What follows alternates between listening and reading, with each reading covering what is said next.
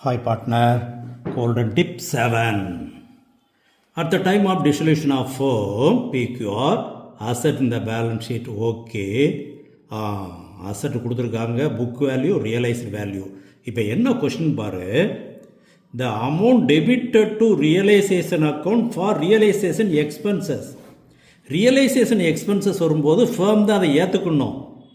சில நேரங்களில் ஒரு பார்ட்னர் அதுக்கு அப்பாயிண்ட் பண்ணியிருப்போம், அவருக்கு ரெமுனரேஷன் கொடுத்துருப்போம். ரெமுனரேஷன் கொடுத்துட்டோம்னா அக்ரிமெண்ட் படி எக்ஸ்பென்சஸை அவரை ஏற்றுக்கிடணும்னு சொல்லி பர்டிகுலராக சொன்னால் எக்ஸ்பென்சஸை ஃபுல்லாக அவர் தான் ஏற்றுக்கிடணும்.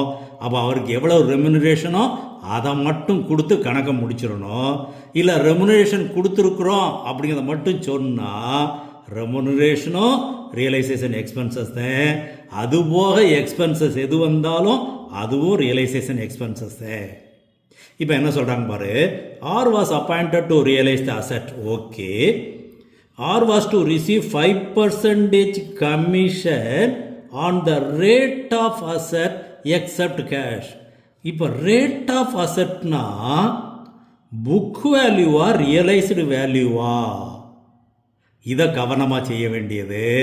ரேட் ஆஃப் அசெட்னா அன்னைக்கு ரேட்டுக்கு என்ன விலைக்கு நம்ம விற்றுருக்குறோம் அதுதான் rate, that is realised value. அப்போ இதில் 5%, 5%ன்னு சொன்னால் 7870, தட் இஸ் ரியலைஸ்டு வேல்யூவில். அப்போ இது அவருக்கு கொடுக்க வேண்டியது. அடுத்த பாரு, and was to bear all expenses of realisation. R then realisation expenses எல்லாம் ஏற்றுக்கணுமா. அப்போ ரியலைசேஷன் எக்ஸ்பென்சஸ் எவ்வளோ வந்தாலும் சரி அதை நம்ம கணக்கில் எடுக்கக்கூடாது. இந்த 5% மட்டும்தான் ரியலைசேஷன் அக்கௌண்ட்டில் டெபிட் பண்ணணும் ஆஸ் ரியலைசேஷன் எக்ஸ்பென்சஸ். எவ்வளவு? 7870. That is A is the correct answer.